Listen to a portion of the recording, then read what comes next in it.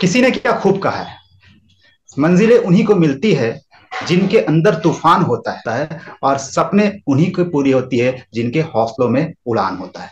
सो दोस्तों, मैं सैफ हुसैन, आपका होस्ट हमारे talk show dream to reality. और आज हम लोग इनवाइट कर रहे हैं हमारे ऐसे ही एक गेस्ट जिन्होंने अपने हौसलों की उड़ान से अपने सपनों को पूरा किया। तो चलिए देर ना करते हुए रांची झारखंड से हमारे साथ जुड़े एक dynamic leader mister Kashinath Pandey ji, उनका स्वागत करते हैं आज के हमारे इस टॉक शो में। काशी सर, आपका स्वागत है हमारे इस टॉक शो में। थैंक यू, नमस्कार। थैंक यू सो मच साहब जी। आपने मुझे काबिल समझा कि मुझे आपने इस टॉक शो में इनवाइट किया। ड्रीम टू रियलिटी जैसा नाम ही है, बहुत शानदार नाम है। सपनों को सच्चाई तक कन्वर्ट करना, तो it's most important and it's my pleasure being here with you on this chat show. Thank you so much.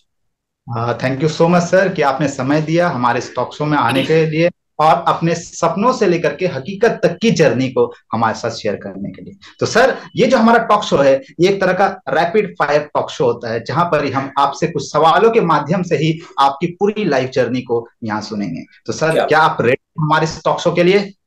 Always always ready.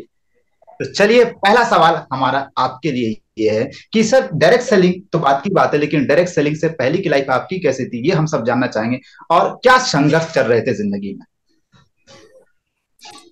देखो, नॉर्मली डायरेक्ट सेलिंग में आने के पहले मैं अपनी पढ़ाई में व्यस्त था। शुरू से एक अच्छा स्टूडेंट रहा और थ्रू आउट मैंने स्टडीज में अच्छे लेवल्स के साथ में हमेशा क्वालिफाई किया। I was the topper of Ranchi university in economic honours. और जनरली हमारे बिहार और झारखंड में लोगों का पहला एक क्रेज होता है यूपीएससी को लेकर के। मैक्सिमम लोग चाहते हैं कि सिविल सर्विसेज में जाएं। मैंने भी वो प्लान आउट किया था सिविल सर्विस में जाने का। आई अटेम्प्टेड ऑल्सो। मैंने जिंदगी में केवल एक ही एग्जाम दिया है जो यूपीएससी का था। संयोग कहें या जो भी बात हो, I qualified for PT, then written interview में फाइनली मैं सिलेक्ट नहीं हो पाया।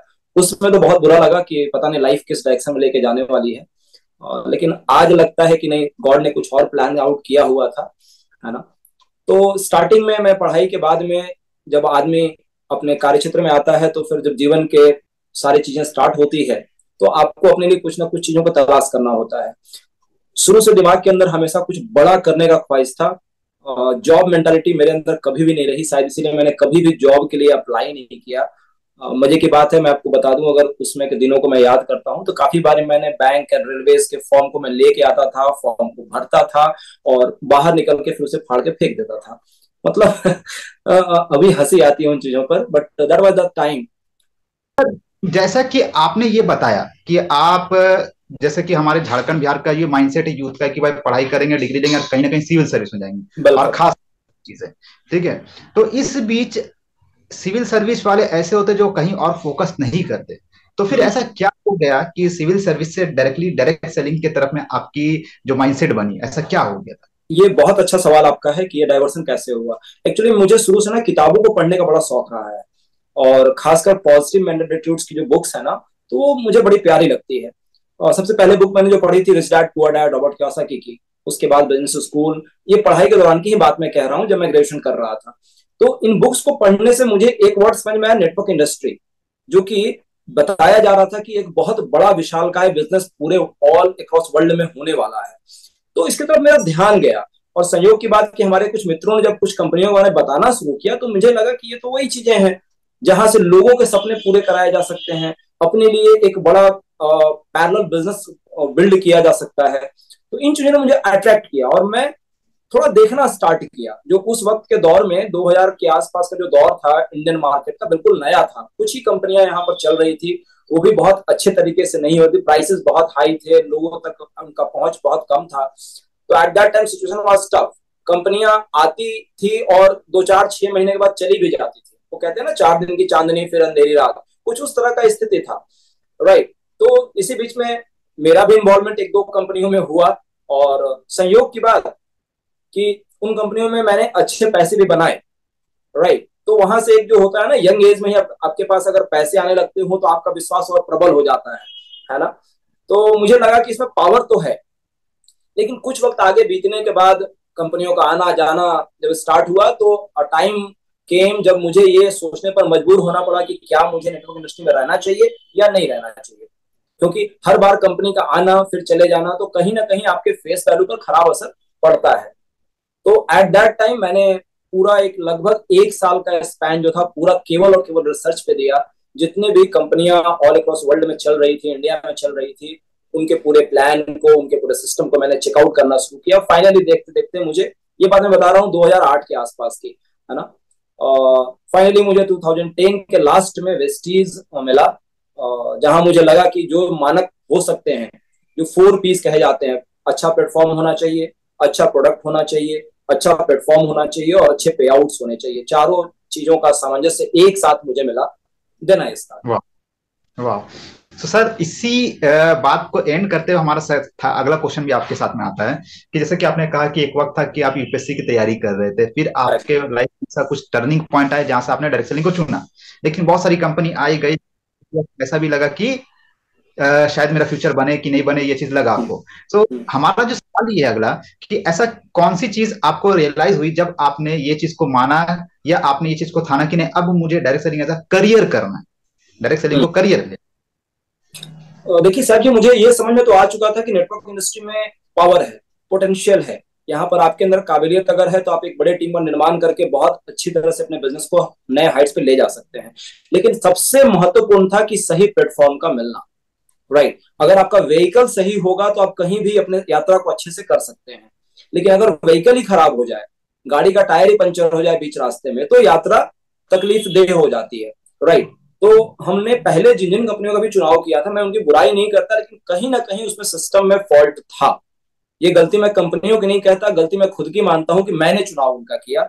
और यहाँ मैं एक बहुत इंपॉर्टेंट चीजें बताना चाहूंगा उन लोगों के लिए जो आपके व्यूअर्स हैं, कि अभी के समय में भी हमेशा ये रहा है कि अलग अलग तरह के बहुत सारे प्लेटफॉर्म्स और बहुत सारे तरीके लोग लुभावने वाले, जहां पे लालच ज्यादा दिखता है, हम लोगों के सामने आते हैं, और न चाहते हुए भी कहीं ना कहीं बहुत से लोग उसमें डाइवर्ट हो जाते हैं। मैं एक बहुत इंपॉर्टेंट कहना चाहूंगा कि सबसे महत्वपूर्ण होता है प्लेटफॉर्म। प्लेटफॉर्म का चुनाव बड़े ही ध्यान के साथ करें आप। एक ऐसा प्लेटफॉर्म जो आपको लंबे समय तक आपके साथ दे सके। दूसरा, उसके प्रोडक्ट्स ऐसे होने चाहिए जो आपके डेली लाइफ में और लोगों के लाइफ में यूज में आने चाहिए। प्रोडक्ट की वैल्यू ऐसी होनी चाहिए जो मार्केट के वैल्यू के हिसाब से हो। कभी भी ऐसे जगह इन्वॉल्व ना हो जहां पर कि बड़े बड़े वायदे किए जाते हो कि आज इतना लगा दो, 2 साल बाद इतना मिल जाएगा, 3 साल बाद इतना मिल जाएगा। जनरली प्रॉब्लम्स वहां पे क्रिएट होती है। और बिजनेस हमेशा प्रोडक्ट बेस्ड ही होता है। आप पैसे लेते हो, प्रोडक्ट लोगों को देते हो, बीच का जो मार्जिन होता है वो आपका कमाई होता है। This is the pure business, right. और उसके साथ प्लान ऐसा होना चाहिए जहां पे अर्निंग का पोटेंशियल हो, और मार्केट ऐसी होनी चाहिए जो कभी भी सैचुरेट होने वाली नहीं हो। ये कुछ पॉइंट्स का ध्यान अगर आप रखेंगे तो सही चीजों का चुनाव कर पाएंगे, राइट। तो ये बहुत इंपॉर्टेंट है जी। तो सर आपने तो बातों बातों में एक ट्रेनिंग ही दे दी लोगों को कि किस तरीके से एक सही कंपनी चूज करना चाहिए, क्योंकि आज के टाइम पे बहुत ज्यादा फ्लक्चुएशन आ रही है और बहुत सारा लोगों का माइंड डाइवर्ट हो जाता है, लोग कंफ्यूज हो जाते हैं। चलिए इसी से रिलेटेड हमारा अगला क्वेश्चन भी ये सर कि आज सोशल मीडिया इतना इन्वॉल्व है, बहुत टेक्नोलॉजी है, सारा चीज है, लेकिन जब आप 2008 की बात करते उस वक्त तो 3G भी नहीं था। तो इनिशियल लेवल पे क्या क्या ऐसी चैलेंजेस आप लोगों को आ रही थी अपने बिजनेस को बिल्ड करने के लिए? सर जी, आज तो हम लोग जूम पे कनेक्टेड हैं, उसमें छोटा वाला फोन हुआ करता था, वो कीपैड वाला, है ना। मेरे साथ एक एडवांटेज रहा था, मैं ना थोड़ा शुरू से ही चीजों को नए तरीके से बिल्ड करने का प्रयास करता था। उसमें मुझे याद है मैं मैसेज का पूरा ग्रुप बना के रखता था। way2sms.com एक आता था, जहां पे मैं सभी लोगों, जो मेरे टीम में लोग जुड़ते थे ना, मैं उनका पूरा लिस्ट आउट बना के उनको बल्क में एसएमएस भेजा करता था, है ना। लाइक दैट, इस तरह कुछ कुछ चीजें मैं करता रहता था। अब तो खैर बहुत ईजी हो गया है आफ्टर कोविड। मैं कहूँ अगर तो डिजिटल, पूरा वर्ल्ड ही डिजिटल हो गया है। आज जूम है, आज फेसबुक है, लिंक्डइन है, ट्विटर है, इंस्टाग्राम है, सभी जगह पे आप बड़े अच्छे तरीके से बिजनेस को बिल्ड कर सकते हैं। शुरुआत में मेरे समय में बिल्कुल सही है, सिचुएशन आसान नहीं था। जब हम लोगों ने स्टार्ट किया तो आपके जमशेदपुर में केवल काम थोड़ा हुआ करता था, राइट। हमारे अच्छे मित्र संजीव जी जो हैं वहां पे, वो डायमंड हुआ करते जब मैंने स्टार्ट किया था। तो काम करना आसान नहीं था, लोग विश्वास नहीं करते थे। सभी का एक ही सवाल होता था कि आपका चेक आया है क्या, आप विदेश गए हैं क्या, आपने गाड़ी ली है क्या, राइट। और मेरा पहला चेक मात्र 797 रुपीज का आया था। अब 797 रुपए का चेक किसी को क्या दिखाएं और क्या बताए, है ना। विदेश यात्रा कभी मैंने किया नहीं था, तो लोगों को विश्वास दिलाना बड़ा टफ था। मीटिंग्स नहीं होती थी, ऑफिस नहीं था, बट एक अंदर में जिद था कि नहीं, प्लेटफॉर्म अगर सही है और मेरा चुनाव सही है तो मुझे करना है। मजे की बात कि मेरे पुराने कॉन्टेक्स्ट में जितने भी लोग थे, जो मेरे क्लोज फ्रेंड सर्कल में थे, जो मेरे रिलेशन के लोग थे, वो एक भी बंदा शुरू में मेरे साथ नहीं आया। तो इट वॉज ए चैलेंज। एक होता है ना आदमी के, जब कोई कहता है कि आप नहीं कर सकते, तो आपके अंदर एक जगता है अंदर से कि यस ऐसा कैसे होता है तो मैं नहीं कर सकता, मुझे करके दिखाना है ना, I have to prove, right. तो मैंने इस फिलॉसफी को हमेशा अप्लाई किया कि मुझे लगा कि केवल मुझे प्रूव नहीं करना, मुझे इंप्रूव करना अपने आप को। और मैंने मेहनत को डबल ट्रिपल चार गुना कर दिया। मुझे याद है जब मैंने स्टार्ट किया था जनवरी 2011 में, तो दिन का हम लोग इतना प्लान दिखाते थे कि रात में आने के समय में गले से आवाज निकलनी बंद हो जाती थी। एक एक दिन में फ्लिप चार्ट हमारा हुआ करता था, उससे हम लोग प्लान दिखाते थे। उसमें लैपटॉप नहीं था हमारे पास, है ना, कोई स्लाइड्स नहीं थे, फ्लिप चार्ट आता था, उसको हम लोग पलट पलट के बार बार प्लान दिखाते थे। एक एक दिन में 10-10 प्लान, 12 प्लान, 15 प्लान में। तो प्लान तब तक दिखाना जब तक आवाज निकलनी बंद ना हो जाए। घर पे आके गर्म पानी पीने के बाद आवाज निकलती थी। That was the time. और एक टारगेट बना के काम करता था कि यस मुझे करना है। And that was the reason कि मैंने स्टार्टिंग 3 मंथ्स के अंदर में सिल्वर क्वालिफाई किया, अगले 2 महीने के अंदर फिर गोल्ड किया, फिर अगले 2 महीने के अंदर स्टार किया, और 9 मंथ्स कंप्लीट होते होते एक प्रेस्टिजियस लेवल जो होता है डायमंड का, वो अचीव हुआ। तो ये मैं कहता हूँ केवल एक जुनून के साथ काम करने का नतीजा था। Hard work smartly done. Hard work जरूरी है, लेकिन स्मार्ट तरीके से करना ज्यादा इंपॉर्टेंट है। टारगेट बना करके उसके अकॉर्डिंगली लोगों के साथ मिलकर सही तरह से लगातार कठिन संघर्ष, शुरुआती पहले 1 साल, ये बहुत इंपॉर्टेंट है, क्योंकि बिना कठिन मेहनत के आप बड़ी सफलता प्राप्त नहीं कर सकते। कठिन मेहनत करना पड़ेगा, लेकिन स्मार्ट तरीके से, राइट। अब और आसान हो गया, डिजिटल माध्यम से आप और आसानी से कर सकते हैं, घर बैठे बैठे लोगों को ज्वाइन करा सकते हैं, प्रोस्पेक्टिंग कर सकते हैं, ज्यादा इजी है अब तो। बिल्कुल सर, बिल्कुल। आपने तो सर बहुत ही अच्छी चीज आपने बताई हमें कि पहला 1 साल बहुत मेहनत करना पड़ता और इसमें hard work with smart way काम करना। ये आपने बहुत अच्छी चीज कही। तो सर इसी से रिलेटेड हमारा अगला क्वेश्चन बन जाता है। हमारा अगला क्वेश्चन ये बना है सर आपसे कि ये जो सिचुएशन थी, जो टफ टाइम था, जब आप इतने उस वक्त ना लैपटॉप उतना ये होता था, ना अचीवमेंट थी, कुछ भी नहीं था, तो ऐसी क्या चीज थी जो आपको बनाए रखी? ये आपकी मेंटल स्ट्रेंथ, मेंटली आप कितने मजबूत हैं। और मेरा शुरू से मानना रहा है कि मेंटली मजबूत होने के लिए आपको अपने डेली लाइफ को बड़े ही शेड्यूल तरीके से करना चाहिए। जैसे मॉर्निंग वॉक करना, मॉर्निंग में उठना, डेली प्राणायाम, योगा, ये चीजें, meditation is very important, visualization is most important, affirmation बहुत जरूरी है। मैं हमेशा रोज सुबह उठ के अपने आप से बोलता हूँ, yes today is your day, you can rock. Kashi, आज का दिन तुम्हारा दिन है, आप सब कुछ कर सकते हो, आपको आज शानदार काम करना है, ऊपर वाला हमेशा आपके साथ है, आप जहां जा रहे हो हर जगह से आपका काम बहुत बड़ा होता जा रहा है। Everyday everyday everyday everyday everyday. ये क्या हुआ, माइंड के सॉफ्टवेयर में जाकर के इस चीजों को इसने प्रूव करा। अब जब कभी मुझे मार्केट में ना मिलता था, मेरे दिमाग में क्या आता था, इट्स अ पार्ट, ये एक पार्ट है, हमें आगे जाना है, go for next, go for next, हमेशा ये चीजें रही। तो ना ने कभी हमें प्रभावित नहीं किया। आपने जो बातें कही कि लोग को छोड़ देते हैं क्योंकि वो ना के वायरस के शिकार हो जाते हैं, वो लोगों की बातों में आके उनकी बातों को मान लेते हैं। वो कभी अपने अंदर हक के ये नहीं देखते कि नहीं, एक्चुअली आपने डिसाइड किया था। जब हमने डिसाइड किया कि मुझे करना है, उसमें कोई डाउनलाइन तो नहीं था हमारे साथ, हमने डिसाइड किया। तो मैं ये कहूंगा कि जितने भी लोग ज्वाइन करते हैं, ज्वाइन करने के साथ अपने आप को वो क्राउन लेवल पे देखना स्टार्ट करें पहले दिन से, एंड डू एवरीथिंग जो एक क्राउन डायरेक्टर करता है। पहले दिन से आप ड्रेस कोड फॉलो करो, पहले दिन से जो सिस्टम का पार्ट है वो फॉलो करो, सिस्टम के जो पॉइंट्स बताए जाते हैं वो सारा का सारा काम करें। 7 स्टेप्स जो काम रोज का रोज करना है, जब ये काम हम बार बार रेगुलर करेंगे तो ऑटोमेटिकली आपका माइंडसेट बना रहेगा। और एक बहुत important, always counsel with your upline, always counsel with the system, always attach with the meetings, है ना। अच्छी बुक्स पढ़ें, अपने अपलाइन की संगत में रहें, सही संगत से ही सही रंगत बनेगी आपकी भाई। और हर दिन का काउंसलिंग करें। जो मार्केट में नेगेटिविटी मिलती है, अपलाइन के पास जाकर परोस दो कि सर मुझे आज ये मिला, वो आपसे एक्सपीरियंस्ड है, उनसे गाइडेंस आपको मिले, फिर नई चीजों को करो, है ना। मिस्टेक करने में कोई बुराई नहीं है, प्लान दिखाना, प्रोडक्ट दिखाना, काम हुआ नहीं हुआ, अगले ने ज्वाइन किया नहीं किया, इट्स अ पार्ट, लेकिन आपने वहां से सीखा क्या, ये बहुत इंपॉर्टेंट है। जब कभी मुझे ना मिला, मैंने वहां से एक ही चीज सीखा कि आज मैंने क्या गलती की कि मेरा प्लान सफल नहीं हुआ। मैंने उस चीज पे दोबारा क्रॉस चेक किया, अगर प्रोडक्ट में कमी थी मैंने उसको फिर से पढ़ा, फिर से वीडियोस देखा, अगर प्लान में कमी था पेपर पे फिर से उसको नोट डाउन किया, जरूरत हुआ अपलाइन से काउंसलिंग किया। तो इन चीजों ने मुझे बचाए रखा नेगेटिव होने से। और आज भी फ्रैंकली स्पीकिंग मैं आज भी यही काम करता हूँ, always being the learning tendency, learning mode, हमेशा हम सीखे हुए बहुत नहीं होते हैं, हमेशा हर दिन कुछ ना कुछ नया सीखना है, राइट। ये अगर मेंटालिटी रखेंगे तो एवरीडे आपका ग्रोथ होगा। और बड़े ग्रोथ की बात ना करें, पर डे 1%, ओनली 1%। आप मन में ये बोलें कि मुझे जो काशी कल थे वो आज नहीं रहेंगे, 1% ग्रोथ करेंगे। अगर रोज का 1% ग्रोथ करते हैं, 365 दिन में 365% का ग्रोथ हो जाएगा, पूरी लाइफ यू टर्न हो जाएगी, राइट।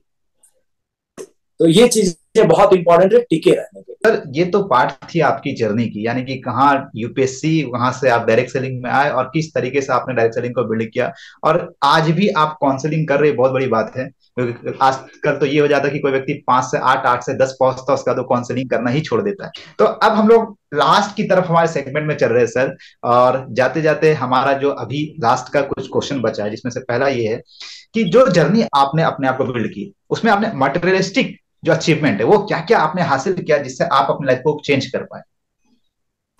देखिए, बिजनेस का पार्ट है, मेटेरियलिस्टिक अचीवमेंट तो होना ही ऑब्वियस सी बात है। ये एक पार्ट है, पर इन्वेस्टमेंट जो आप काम करते हैं उसके एवज में आपको अवार्ड मिलता है, राइट। अगर मैं इस पर बात करूं, जो मैंने आपको बताया अभी थोड़ी देर पहले कि मेरा पहला चेक 797 रुपीज का रहा, the small check. The highest check जो मैंने विड्रॉ किया approximately 3 lakh rupees per month तक का हाईएस्ट चेक मैंने लिया है। अगर टोटल अर्निंग की बात करें तो लगभग 1.5 करोड़ रुपए मैंने यहाँ से अर्न किए हैं पिछले 10 ईयर्स में।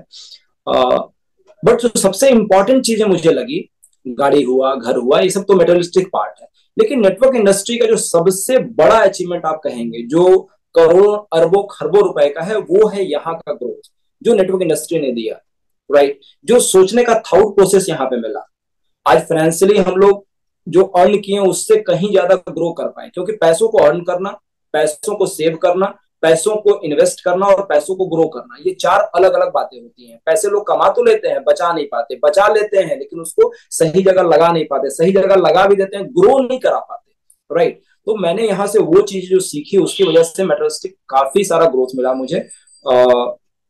बहुत आंकड़ों की बात नहीं करेंगे, रांची में 3 स्टोरी ऑलरेडी बिल्डिंग हमारे पास है, गांव पे बहुत बढ़िया सा घर और फार्म हाउस वगैरह बिल्ड ऑलरेडी कर चुका हूँ, और भी काफी प्रॉपर्टीज बनाया है।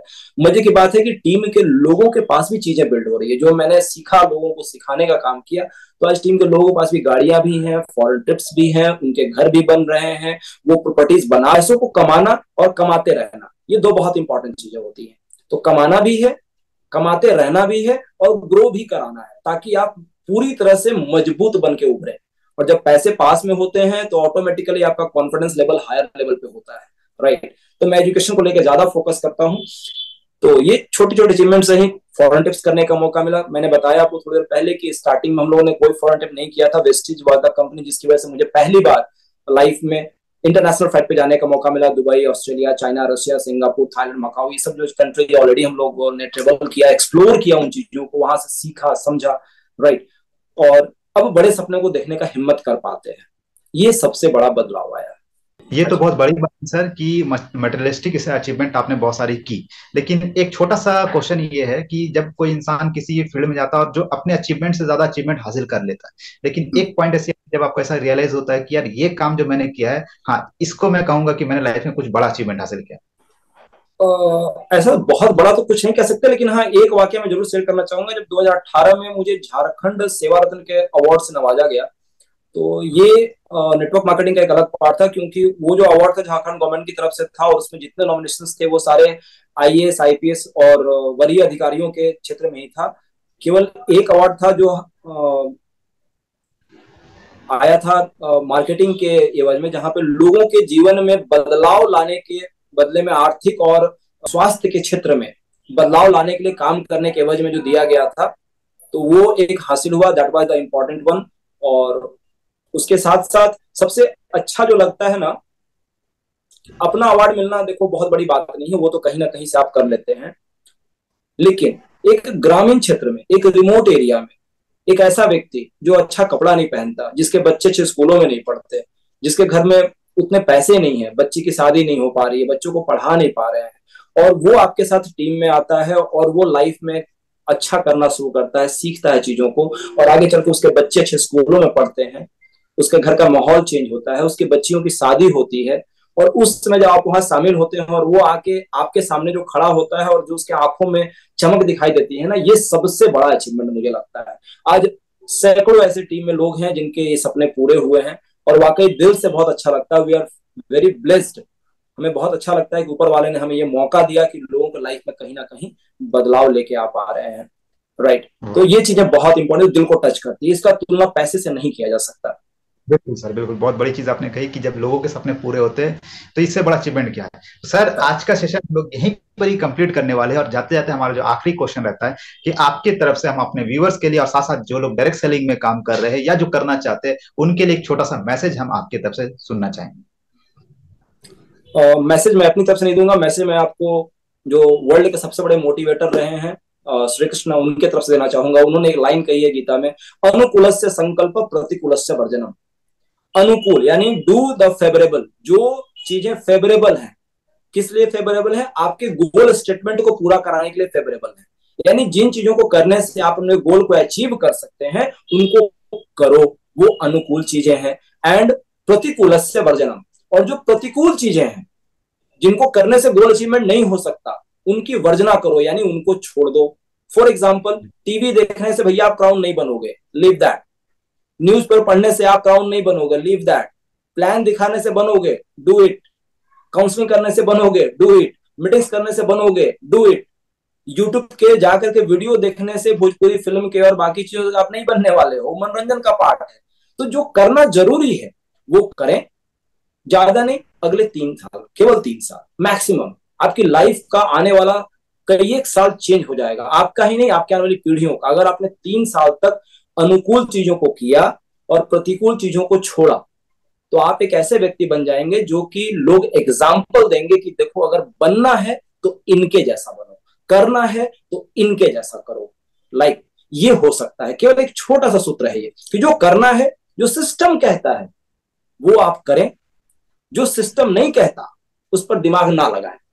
अगर ये केवल आपने मंत्र अपने लाइफ में अप्लाई कर लिया तो आई होप कि आने वाले साल 2 साल के बाद में आप मेरी जगह पे स्टॉक शो पर होंगे और अपना स्टोरी शेयर कर पा रहे होंगे। मैं विश करूंगा कि आप सब लोग जो भी व्यूअर्स हैं ड्रीम टू रियलिटी के, स्टॉक शो के, चैट शो के, उन सभी को मेरी तरफ से बहुत बहुत शुभकामनाएं कि आप लोग इस वीडियोस को देख करके अगर एक भी पॉइंट समझ में आता हो अप्लाई करें। ये टेस्टेड सारी चीजें हैं, इसमें कोई भी चीजें ऐसी नहीं जो मैंने खुद नहीं किया है। मैंने जो किया है मैंने वही बताया है, और आप भी करेंगे और डेफिनेटली आपके लाइफ में बहुत बड़ा ग्रोथ आएगा। और आने वाले समय में मैं विश करूंगा कि आप भी इस चैट शो पर आए और आपकी वीडियो को मैं देखूं और मैं बैठ के घर पे क्लैप करूं। Thank you so much sir. Thank you sir, thank you so much. तो दोस्तों आज हमारे साथ थे काशीनाथ पांडे जी, रांची झारखंड से, जिन्होंने सिर्फ रांची नहीं अपने पूरे हिंदुस्तान में अपने काम से लोहा मनवाया। तो चलिए आज के सेशन को हम लोग यहीं कंप्लीट करते हैं और आशा करता हूँ फिर मिलूंगा एक नए सेशन के साथ, एक नए लीडर के साथ। तब तक के लिए thank you, wish you well. Thank you, wish you well, thank you.